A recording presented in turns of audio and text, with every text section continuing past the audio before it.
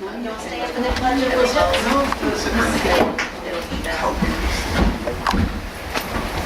I pledge allegiance to the flag of the United States of America and to the republic for which it stands, one nation, under God, indivisible, with liberty and justice for all.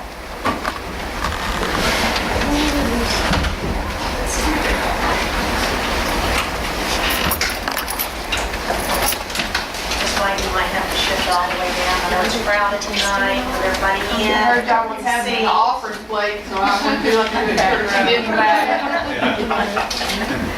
All right. Before us is the agenda. Do I have a motion to accept the agenda with these added items? Or do I have a second? Second.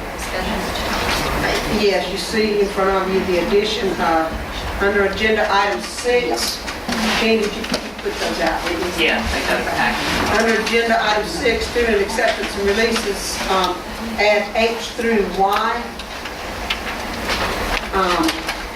Then under agenda item 8, accept the tuition students. You have 5 students to add there. Under item 8, you have 5 tuition students to add. And then under agenda item 11, you have 5 under personnel. And I apologize for these additions on the tuition and the releases, but they just started coming in yesterday and today. We don't want to turn them down. So let me see through G. Yes, this page and like that. Carolyn will be 11C for G. Or It'll be 6, H through Y, and then 8, there's an additional 5, and under 11, it's C through G. Well, you know, Carol, it's that time of year. It's, and if you make it wait, it's really pushing it for these children, so, those are the items. any other additions? All right, do I have a motion to accept the agenda as amended? Second? Second. All in favor? Okay, and have it, all opposed? Yeah. All right, the approval of the minutes. Do I have a motion to accept the minutes as presented? Motion. Second? Discussion? All in favor? All opposed? Change orders. Carolyn, do I have a discussion? Do I have a motion to discuss the change orders? I had a question. Find it.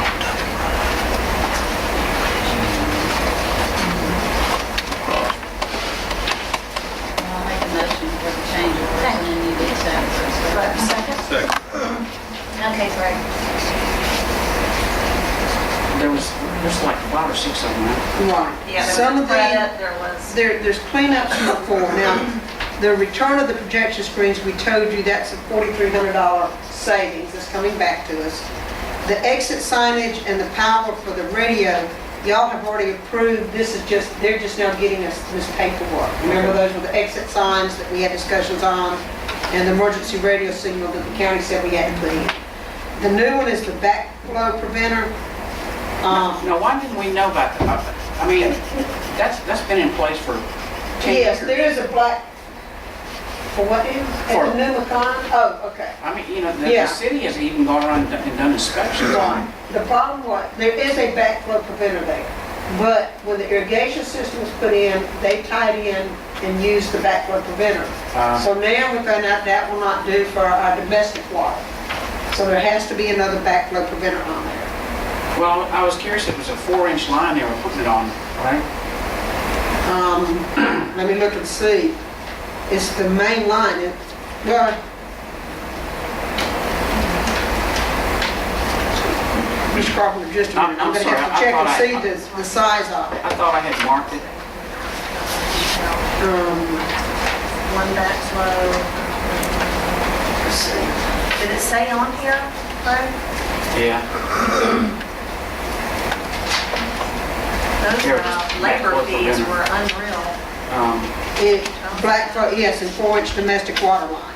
It's because they have to go in and shut it down and bleed the line like Jane and then put it in and then redo it. If it's approved, they plan on doing it this Saturday.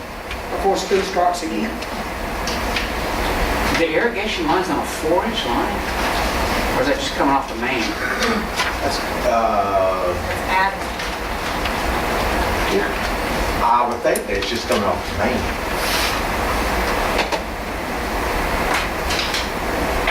And that is how much? It's, $6,610. so what we're saying is that we had everything in place like we were supposed to, but when they did the irrigation, Yes.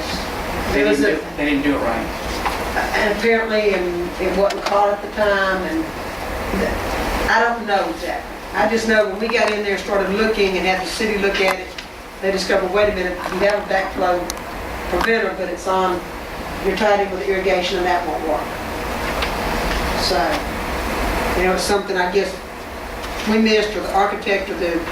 Well, we're not supposed to miss that because it's not our job. That, and, I don't know that much about the backflow preventer. Well, what backflow preventers do is that, so you can't put chemicals in your, actually, if you take a sprayer out of your sink, that you spray your dishes with, if you stick that if you submerge it in water, it actually causes a suction that goes back. So you could actually stick it inside a can of gasoline or a tank of gasoline, and as it's pushing water out, it's sucking gasoline in. And backflow preventers have been in place since actually 9/11, right after 9/11, so that our drinking water is not contaminated. And they didn't make people put it on residential properties, but they made every business install it immediately. I know we haven't done all the other systems, we had to go in and install them, and it must have been about that time frame. I didn't really know why, But I'm really surprised that somebody that's doing irrigation stuff didn't realize that. but I don't know. So, I mean, in the big picture, $6,000 is not a lot, but it's a lot. and while you're looking at that, I will tell you that I know of 3 other change orders that we are still working on. The staff at McCon, Eddie, when he was there, and the secretaries asked, when you go to the front desk to go in, when they beep you in, there's one button. Well, if there's only one secretary there at the time, she has to get up and move every time somebody comes in, which was constant all last year. And Mr. Holmes had asked to have another push to exit button at the reception desk. We're waiting for that cost, and that'll come to you. We're having trouble in the courtyard with the benches. The stucco is not saying. They've replaced that stucco twice, and the water builds up, and the stucco, the last 3 inches of the stucco on the benches keeps washing out. So they're trying to come up with a fix for that, because we don't want that constant problem. Ms.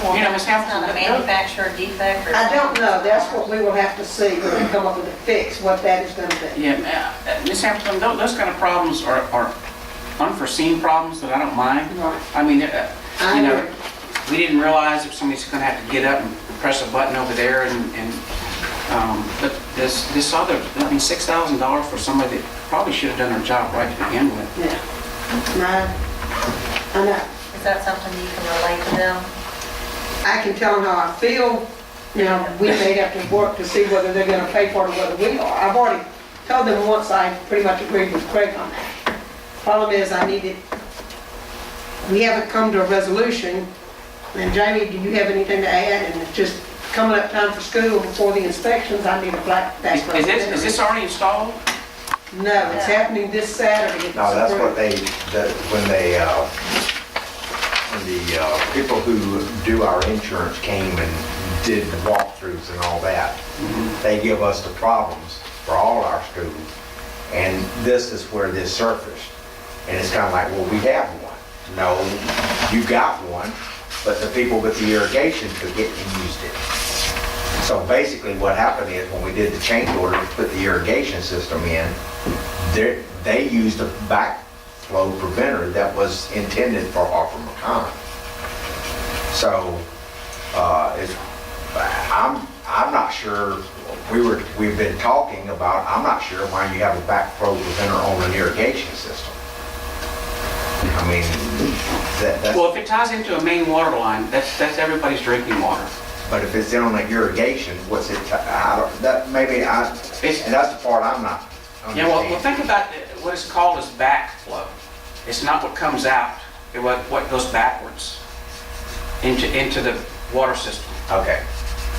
I think anywhere, I mean, if an irrigation line, if there was a flood and it was underwater, and if it broke and you lost pressure, water would go in the irrigation line, into the drinking water, and would contaminate the whole drinking water. I think that's the logic, I realize that's, Well, when we did the change orders, when we did the change order for the irrigation, that's either the irrigation people didn't, either they made the assumption that that backflow preventer was for that purpose, or not sure. I mean, I can't go back and, undo what they did, because we didn't find it till we knew we had one on the thing, but we didn't know that the one that we had was tied up with the irrigation.